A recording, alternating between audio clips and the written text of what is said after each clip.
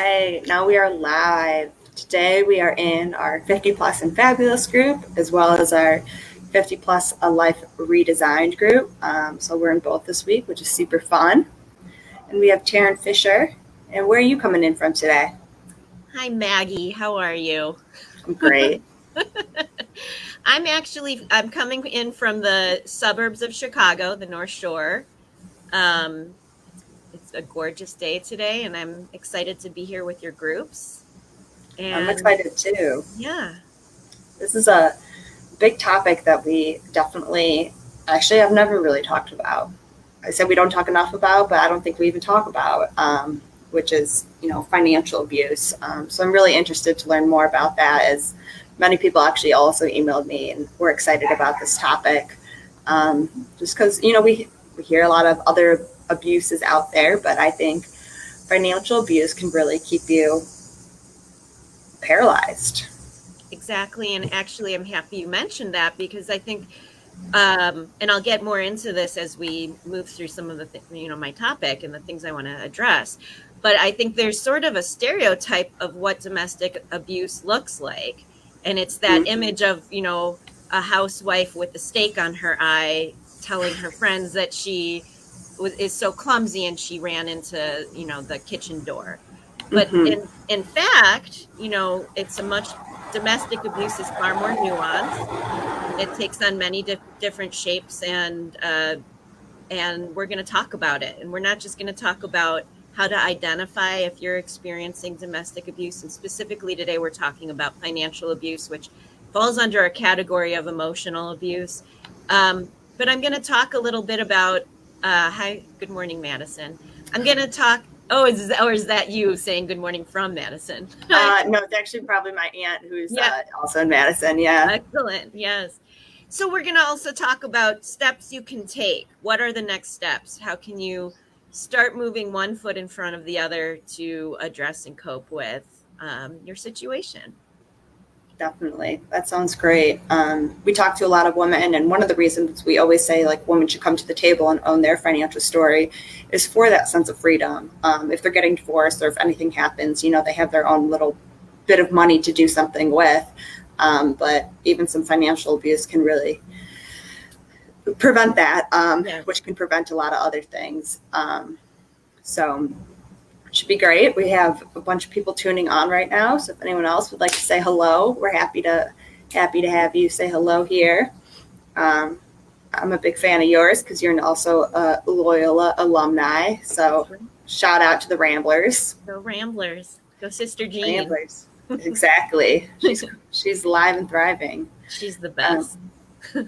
and you're a partner at Sage Council, correct? Yeah, let me tell you all a little bit about myself. I'm a partner at the law firm Sage Counsel LLC. We're located in Highland Park, Illinois, and we serve the North Shore, so the Lake County area of Illinois, as well as Cook County, which is the Chicagoland area. I am a divorce attorney, a family law attorney, so I do a little bit of everything, but my wheelhouse really falls in divorce.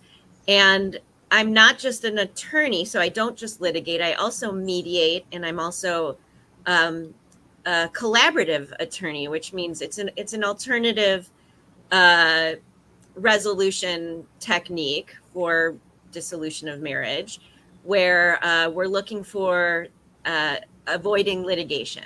And I'm not going to spend a lot of time talking about that today, but what I introduce all of this about myself to say is I frequently am helping clients, and more often than not, women who are later in life facing divorce and feeling very frozen, overwhelmed, terrified. And litigation on top of all of that can feel even more terrifying. When you're giving up control to the hands of a court, to a judge, that's scary. So, understanding your rights and understanding the law is a really important first step. I'm going to talk about that. I am in Illinois, so my perspective comes from the Illinois statutes and practice in the state of Illinois. I'm going to be giving kind of a general overview of these issues and topics, But of course, if you are in a position or a situation where you think the next step might be involving divorce or litigation, or you want to know what's next, I highly advise that you contact and look into finding an attorney in your state who can give you actual legal advice. Awesome. Yep. And they can check our site for other attorneys in different areas. Otherwise, we could always help them get somebody else as well. So, yep, Yeah. we're in Shelly's group today. She works, it seems like, in the field of domestic violence and abuse. So she sees financial abuse a lot. And we got Sue here saying good morning as well. Just to give everyone a quick overview, we are here. I am part of Purse Strings, where we provide free financial education for women. We believe that if we're not talking about money, we're not learning about money. So we want everyone to come to the table and own their financial stories. But when you need a professional to work with, if you're getting divorced, someone like you, or if you need divorce coaches, or if you need to sell a house, or you just want a financial plan, we have professionals for all of you that know how to serve the female market, will have your best interest in mind, and really will be a team member in your decision making. So we're Purse Strings, and we're so excited to have you here today. And I'm going to give you the floor to get started. If anyone has questions throughout, please just pop them in the chat, and we'll make sure they get covered. Awesome. Thanks, Maggie. I did prepare a visual to go along with this, my talking head today. So Maggie's going to run my PowerPoint presentation. I'm going to let her start that up.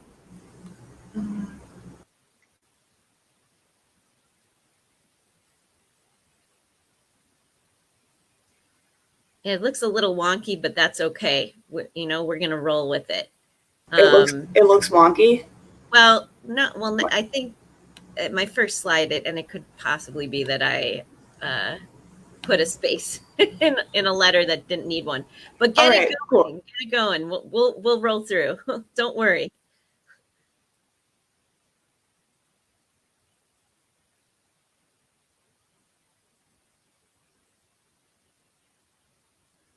Yeah, that'll do. So the first slide, where my title is a little wonky, it says financial abuse. Am I being financially abused, and what are my steps? We can move along to the next slide. So let's just get going here. What is domestic abuse? And that's like the overarching question, right? What is actually going on? So domestic abuse is when someone in your household, a family member, and today we're going to really be focusing on partnerships, is hurting or manipulating their relationship partner to gain power and control over them. And it's okay. So this is a pattern that's happening. It's not necessarily a one-off event, but it's a pattern of behavior that can often escalate over time. And it really causes a lot of damage, not just to the victim, but to family members, other people in the household as well. So just to be clear, domestic abuse can happen to all people, all races, religions, cultures, backgrounds. And today I want to emphasize all ages. This is not just a young love, passionate. This is domestic abuse can pop its head up later in life, even in relationships that weren't experiencing strain prior. It is never okay, justified, or acceptable. There's never a good reason to be abused. And it can take many, many forms, and we're going to talk about some of them generally, but really specifically today, as I mentioned, we're looking at financial abuse, which is under the umbrella of emotional abuse. So next slide. So as I said, can you tell that I really want to emphasize today, domestic abuse is not normal. No one deserves to be abused. It's never okay. It's never justified or acceptable. And I want to talk a little bit about a term that gets used frequently in these conversations, and you're going to hear me use it today. It's gaslighting, which is kind of I guess it's a new hot button word, but it's existed for as long as abusers have been abusing. It's essentially a form of manipulating their victim into questioning their own decision making and questioning their own sanity. And this gaslighting comes in heavy when we're talking about financial abuse. I want to talk about the many forms of domestic violence. And this is a tool that many attorneys and actually many professionals addressing and working with victims of domestic abuse use. It's called the Duluth model. It's a power and control wheel. I'm going to let you all take a look at it while I talk for a bit. As you can see, it's the piece of the pie that we're focusing on today is the use of economic abuse. But, domestic abuse comes in all shapes and sizes. It can be physical abuse, the kind of standard, what we have known and accepted to be domestic abuse, hitting, shoving, kicking, etc. Sexual abuse, forcing or coercing a partner into sexual contact when they're not wanting it. It can be spiritual abuse, stalking, control through stalking, electronic abuse, monitoring, your use of your cell phone, your text messages, your emails, emotional abuse, which is the overall umbrella that I'm working under today. It's using threats, intimidation, humiliation, blaming, shaming, isolation of the victim from their family and friends, gaslighting, even some forms of brainwashing. And then we're going to really zero in on financial abuse. So I want to start by talking a little bit about, again, what is emotional abuse? It's when someone's repeatedly damaging and diminishing their partner's self-esteem. And it can come in all different forms. So what does it look like? I'm going to talk a little bit about what emotional abuse looks like. It can be constant criticism. It can be humiliation in public or private, name calling, making you the butt of jokes. It can be bullying. It can be blaming you for all the problems, real or imagined. It could be conveying that you aren't good enough or can't do anything on your own. Belittling, when you're trying to express your feelings, belittling your feelings. So saying, oh, get over it, you're being too sensitive.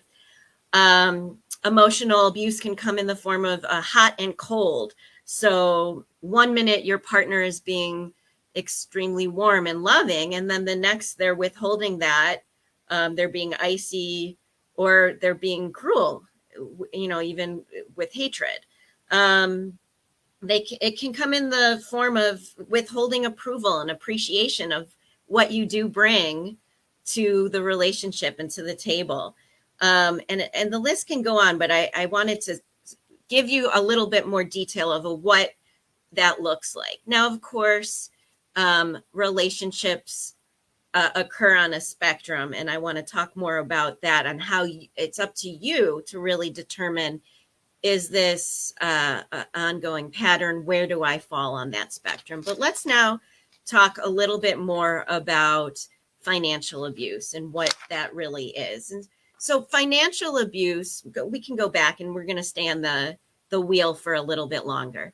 Financial abuse is when the abuser is controlling their partner by controlling their access to money and information about the money, information about their financial situation. It's not allowing or controlling the victim's ability to be self-sufficient or stand on their own 2 feet. So let's talk a little bit more specifically, as we did about emotional abuse. What does that look like in the umbrella of financial abuse?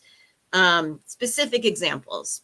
This could be that abusing partner could be providing an allowance and closely monitoring how the victim is spending it, including requiring or demanding receipts of purchases.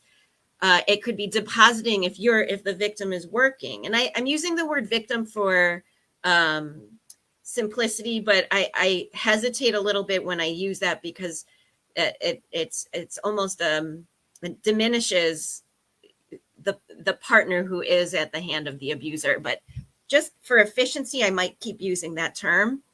So if the partner who's being abused, the victim, is a worker, it could mean that the abuser is controlling the paycheck, taking your paycheck and depositing it into a bank account that you don't have direct access to. It could be preventing the victim from seeing or, as I mentioned, accessing or even viewing the bank accounts. It could also be through limiting your ability to work. It could be limiting the hours, making demands about how frequently or where you work. It could be getting you fired, forcing you to work a certain type of a job. It can also come in the form of hurting your own credit. So maxing out credit cards without your permission, not paying bills, harming your credit score. We're going to talk about ways you can figure out what your credit score is and cope with that portion of the abuse. It could be stealing money from you or your family or friends. It could be withdrawing money from your children's savings account without your knowledge or without your permission. It could also come in the form of the abuser living in the house, but refusing to work or financially contribute to the household. If that's not part of the agreement that the two of you came up with originally, that could be a form of abuse. It could be forcing you to provide them with your tax returns or confiscating the joint tax returns. It could be refusing to provide money for necessary or shared expenses like food, clothing, transportation, medical care, or medicine. So essentially, financial abuse or economic abuse is occurring when that abusing partner is extending their power and control into your financial situation. And okay, so let's talk about, we can go to the next slide now that we've talked about what, dug in a little bit about what that looks like, what, given these examples. Let's bring it home and talk about how you can self-analyze and decide, is your relationship abusive? So listen, all relationships fall somewhere on a spectrum. I started to say that before, and I really want to emphasize this. And, I want to make it clear that the things I'm talking about don't necessarily automatically mean you are a victim of financial abuse. It's really your job to take a step back and if it helps, make a checklist and analyze, are your lifestyle choices within your relationship healthy? Are they unhealthy? Or are they abusive? So nobody's relationship obviously is 100% perfect. And all couples go through ups and downs, and they can't 100% of the time be on target, right? But a healthy relationship is going to give you healthy feelings. It's going to make you feel good. And of course, not all the time, but generally speaking, when you take a step back and say, how do I feel in my relationship? Do you feel good? Do you feel supported? Do you feel loved? Think about how you and your partner are holding each other up, supporting each other. How do you make decisions together? And are your techniques within your relationship healthy, unhealthy, or are they abusive? I often refer potential clients to Shalva. This is an organization in Illinois. And at the end of my slideshow, I give you some resources and contact information. Shalva is a resource center here in Illinois for people who may be victims, primarily women who may be victims of domestic abuse. And they have on their website a chart that I really found to be helpful. And I'm going to talk a little bit about their chart, which is sort of like a T-chart to decide, am I in a healthy relationship, an unhealthy relationship, or is my relationship abusive? And I want to give you just a few of their examples. So let's just talk about valuing each other. When you think about how you and your partner value one another, is your relationship based on equal responsibility, power, and commitment? If you could say yes to that, you're definitely under the healthy category. Are you both kind of feeling ignored or poorly treated a lot of the time when it comes to value? Then you're probably experiencing an unhealthy relationship. Now, if one of you feels completely devalued or manipulated or controlled by the other, we're going to start looking into saying this might be veering into the abusive category. Let's talk about honesty and trust. A healthy relationship is one where the partners trust each other and you're able to be accountable for your own behavior. So again, it's not about being perfect, but it is about accountability. An unhealthy relationship, you might find that sometimes you're lying to one another or keeping secrets, and you generally lack some trust. Now let's talk about what honesty and trust looks like in an abusive relationship. Typically, if we're seeing one partner consistently lying, keeping secrets, and then blaming the other for all of the problems, we're looking at abuse when it comes to honesty and trust.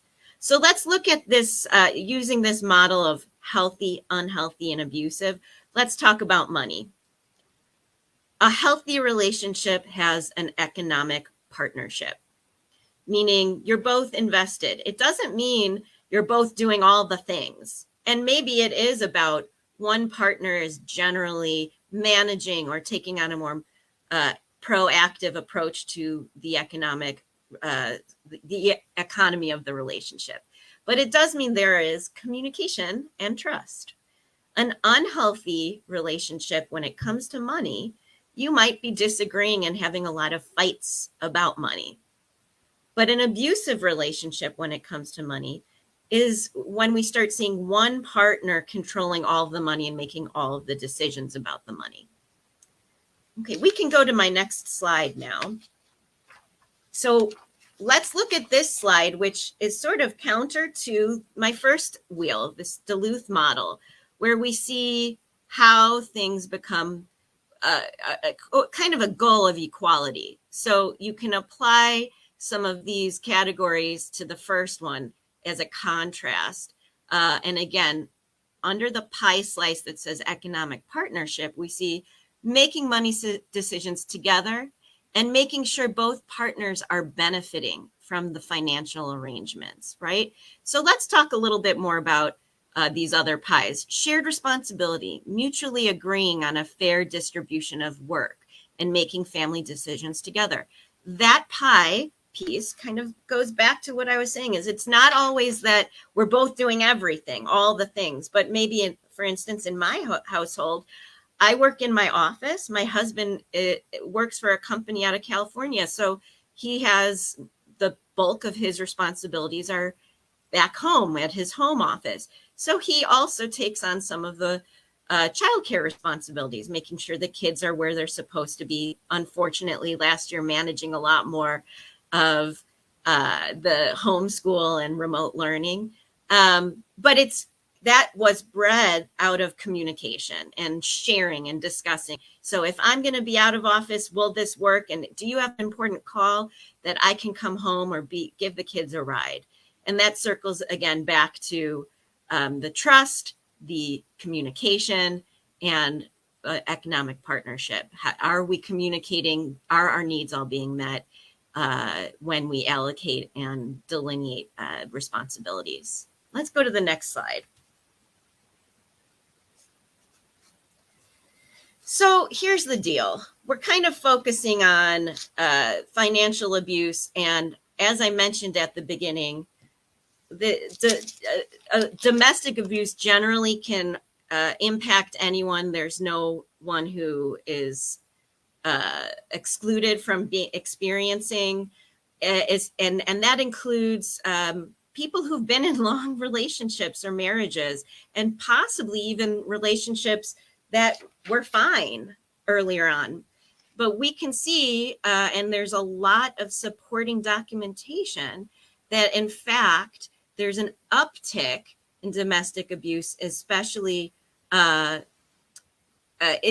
50 plus people who are 50 plus, approaching their golden years when things are supposed to sort of be getting easier.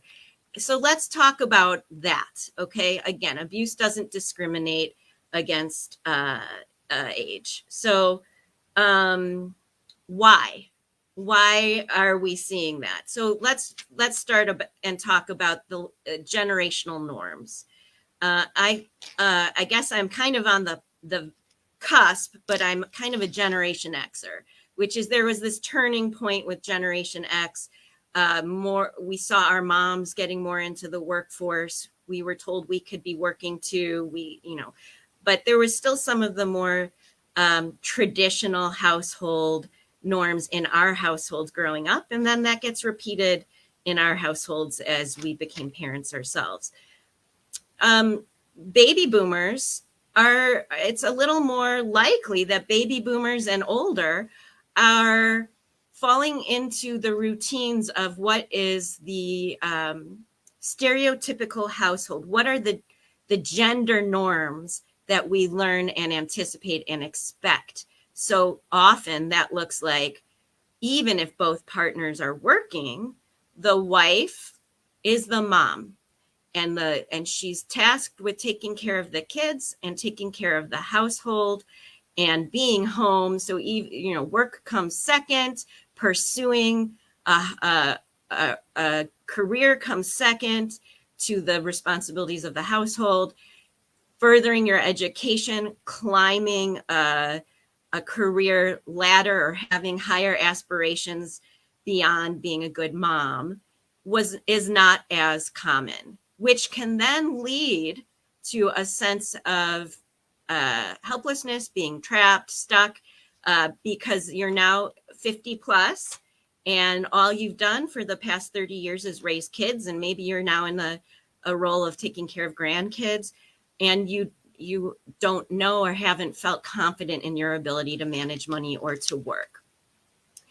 And under that umbrella, we also see a gender norm of the husband or the man being the breadwinner, managing the bills, paying the bills, managing the accounts, paying the taxes. And so some of these, when we're talking about what does a financial abuse look like, we're also seeing that some of the things I rattled off, might be pushing up some light bulbs. Well, that is what my husband does. He has always paid the taxes, and I just signed because that's what he did, and it's not what I did. That's okay. Again, that doesn't automatically mean that you're experiencing financial abuse. But all of those things those forms of abuse can partner with other forms of abuse. So if you find yourself feeling unsafe or unhappy or stuck, but you're being, and there's some gaslighting going on where you're being told, well, you don't even know how to balance a checkbook. What do you think? You're going to go off on your own and take care of yourself? You need me.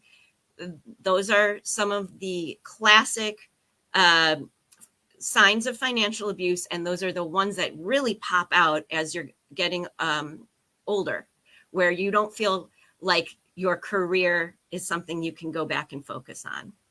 Okay, so another thing that's happening is there are life changes that are associated with aging, right? So that can actually cause, though we associate them with the golden years, it can actually cause a lot of strain and stress on a relationship. So, things like retirement, that's a huge change. We're all looking forward to retirement, but now all of a sudden we have both spouses in the house all day, every day, and that impacts and changes the dynamic. And sometimes the breadwinner, and I'm going to say husband because that's what we're focusing on. And of course, financial abuse is not restricted to that dynamic. It can go the other way. But let's say we have a breadwinner who, after many years of working and supporting the family, retires and is feeling a sense of loss of purpose, or their personality is compromised. They've always associated themselves with being the breadwinner and the person in charge. And now we're seeing some abusive tendencies pop up that weren't there before because they're filtering that need into the relationship more. So controlling now, rather than controlling steering the ship at work, they're trying to steer the ship more through control of the finances at home. Disability, illness, when one partner is disabled and finding that it can go either way in this category. So again, a sense of loss of control. So if we have a partner who is disabled, who has changed, where they used to feel their source of self-worth came from their masculinity or their strength, and now they are injured or disabled in some way, they're going to possibly be filtering that need for power through controlling the assets or controlling the financials. Now, in the other direction, when a victim is experiencing illness or a disability, there can be frustration, and abuse can come out from the non-injured or non-disabled partner through abusing the disabled partner. And that's for a whole topic that can fall under elder abuse that we can do another session on sometime.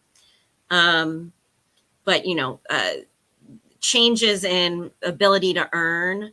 So changes in a lifestyle, you might have been a top earner, your husband might have been a top earner, your partner might have been a top earner, and all of a sudden the income is diminished, or they've been demoted or asked to retire.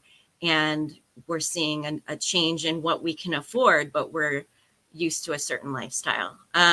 So those are all reasons why we're seeing an uptick in financial abuse in the golden years. I talked about gender norms. There's another generational norm, which is privacy, and the sense that this is what happens under your roof is private. We don't air our dirty laundry, and so we don't talk about this stuff, and we try to figure it out ourselves or just cope with it. Hey, everybody has it rough. Everyone has their thing, their cross to bear. And a lot of women find themselves saying, it's not something I would share. I'm embarrassed to share it, and I'm going to have to just live with it. So, all of these things, especially when we're looking at retirement, golden years, lifestyles, can create a whole lot of fear that is going to self-generate and have potential victims staying in an unhealthy or abusive relationship.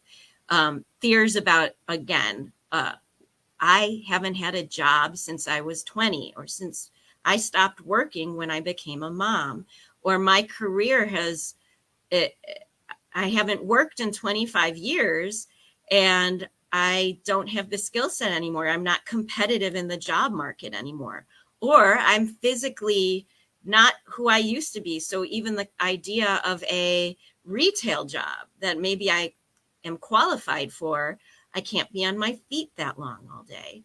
And finally, gosh, even if I got a retail job, is that going to make me enough money to take care of myself? Can I be out on my own? All of these fears are super common. And by the way, not reserved only for baby boomers or golden years folk. It can be at any point in life. And that, again, is a very common gaslighting tactic of an abuser, is to remind their victim that they are unable to stand on their own 2 feet. And that, in fact, where would you go? What would you do? You need me. Or go ahead, leave me. You've got nothing. You'll be on your own. I'm not giving you a penny if you abandon the family or abandon the relationship. So let's talk about those fears, and let's talk about alleviating them. We can go to the next slide. Alleviating the fears. So my mom is really big on the AAA theory. She's drilled it into all of her kids' heads. I can hear her voice anytime I have any kind of anxiety creeping up in my body. I usually feel it here, and then I hear my mom's voice saying, AAA theory, Taryn. So what is the AAA theory? I'm going to share it with you all right now. It's action alleviates anxiety. Taking action is sometimes all you need to start being able to see clearly, clear out your brain, clear out your anxiety, and know that there are options. You are not stuck. You do not have to stay in an abusive relationship.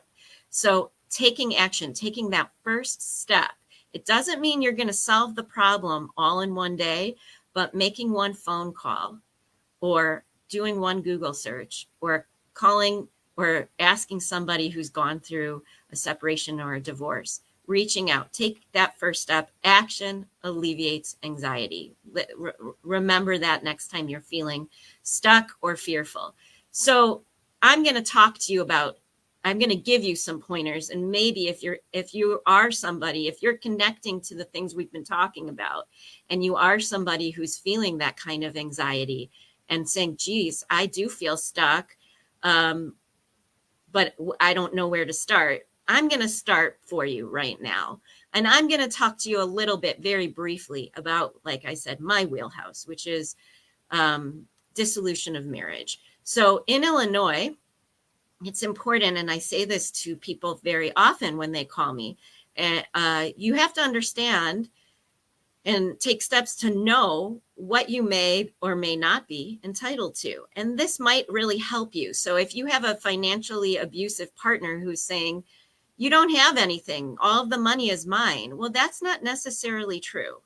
So I want to tell you very briefly, in Illinois, different states have different ways of looking at and defining marital assets. But in Illinois, assets that were earned or received during the marriage are considered marital.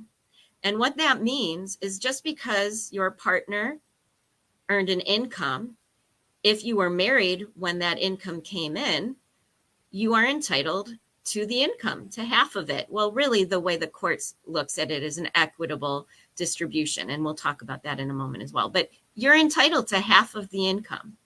And you're entitled to assets that were purchased during the marriage. So if your husband used his income to purchase the house that you live in, and let's say he didn't title the house in your name, you might still be entitled to that property as a marital asset. Retirement accounts. Did your partner build up a retirement account and you didn't really have the opportunity to build up your retirement account because you were staying home raising the kids or just not working and you were caring for the house, managing the house? Well, just because it's titled solely in your husband's name does not mean, or partner's name, it does not mean you are not entitled to it and that it's not marital. Now, there are assets that fall under a category of non-marital. So if you were to pursue getting divorced, leaving the abusive partner, you may not have access to, and the court might not allocate non-marital assets, which are assets that you came to the marriage with, things that you had titled in your name before you said I do, or assets that were given directly to you as a gift during the marriage, or an inheritance directly to you during the marriage. This is important for you to know, not just to know what assets of your partner you're not entitled to, but also what of your assets are just yours. So if you had a trust or money that you saved up in your name before you were married, those assets stay on.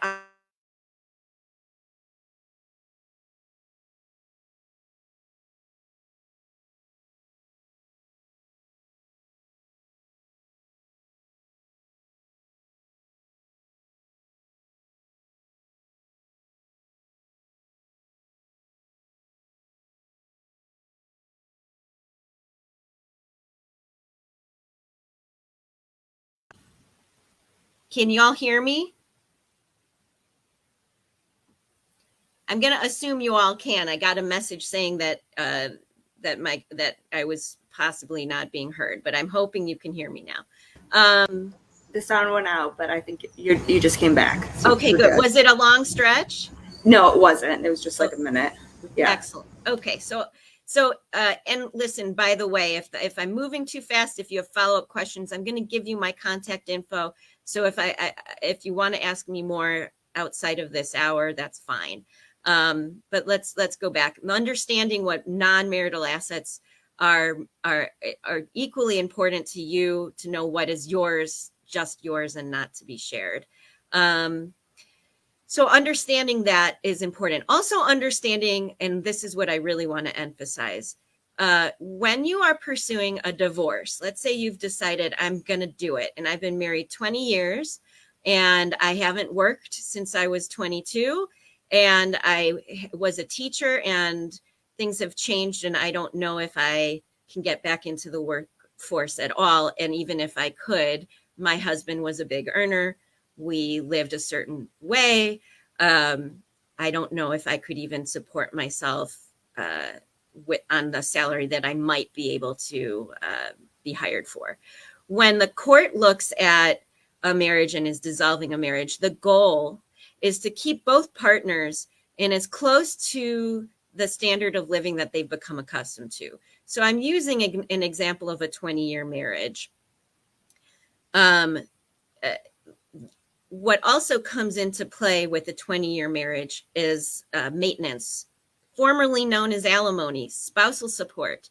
So if you are in that situation like I described, where you've been married 20 years and you were out of the workforce for a number of reasons, many that I've already repeated, but most commonly because you were possibly managing the house and raising the kids, the court wants to make sure that we value that actually was a huge contribution to the marriage, just as equal of a contribution to the marriage as the person who's out in the workforce bringing back financial support.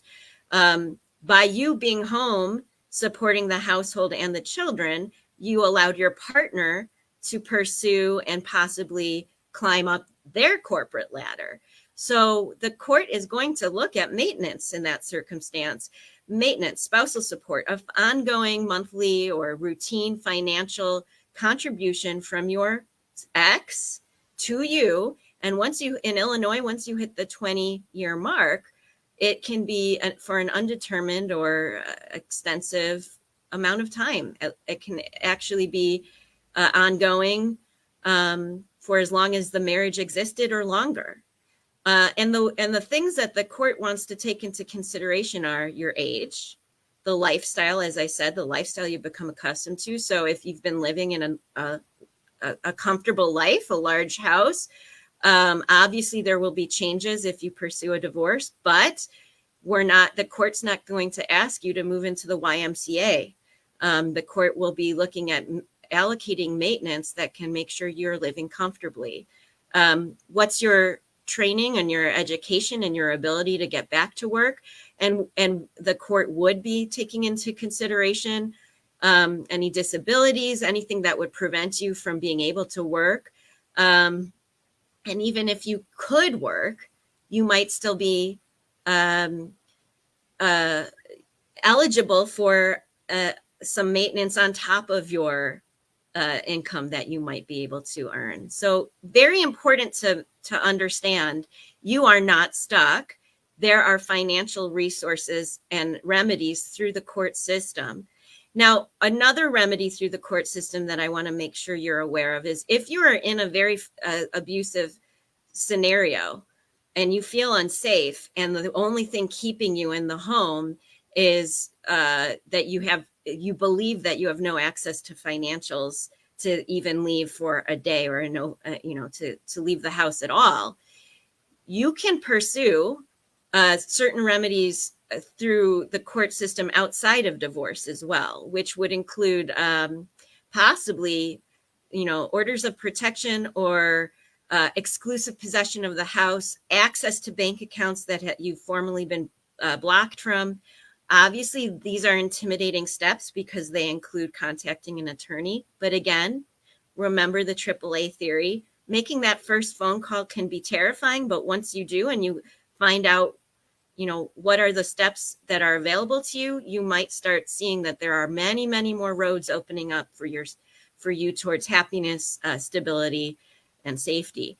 And another thing I'll quickly mention when it comes to litigation and being in the court system, you might get some sticker shock when you talk to an attorney about their costs. But again, if you're in a situation where A, you don't have access to your own financial resources, and B, your spouse is earning money and not sharing it, to put it bluntly, There are steps an attorney can take to ask the court to make the partner pay the legal fees, so that that's taken care of. You are entitled to a meaningful representation during the course of your litigation. So another thing I want to talk about moving on as far as alleviating fears and taking steps would be to protect your identity. Because as I mentioned briefly, some forms of financial abuse can take the form of stealing your identity. And that just means even opening up credit cards in your name, racking up debt, and not paying off the credit cards, which then in turn damages your credit, and then again damages your ability to go off on your own and take care of yourself and stand on your own 2 feet. So, you think of identity theft as somebody out there on the web phishing and stealing your information off of a website that you did some online shopping for. But actually, more commonly, it's how I just described. It's somebody, a partner or somebody within your family who might take your identity because they have easy access to it. So here are just a very quick few tips for protecting your identity that don't take major steps that you should all be doing right now, okay? Making sure that you are updating and changing your passwords routinely. So if you use passwords for your email, for your bank accounts, change them. Come up with a system, but refresh them. If your social security number, if you believe it's been compromised or taken, you can order your credit report from all 3 of the credit reporting agencies. And you can do that online, or you can call and I included in one of my last slides, call the Identity Theft Resource Center and ask for them to assist you. And you can then, through that, look at your credit report, monitor what's happening with your credit. Take a look at it. Do you understand and identify and recognize all of the dings on your credit report? Is it stuff you've done together as a family, or are there things existing that you need to address? Often, if you are employed, your employer might offer free credit monitoring. I also definitely recommend securing your mobile phone with a password if you haven't already, so that you feel safe and secure with the phone calls you make. Change that passcode just as you change other passcodes when you're making these calls or text messages or emails, that you feel confident in the security of your personal communications. And also update your computer, update the system, make sure it's running at the highest level of data and resource or programming available to you.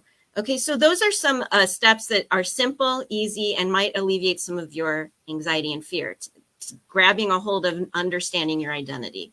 So let's talk very briefly also, because boy, our time is flying by, about protecting your assets. So if you find yourself actually in the category of spousal financial abuse, where you actually are, you actually have some assets of your own, and you are concerned that your partner is dissipating them, and not in a way that you've agreed to, or feel that they're in the best interest of the family, you can take some steps to protect those assets as well. And that can be through some very simple estate planning.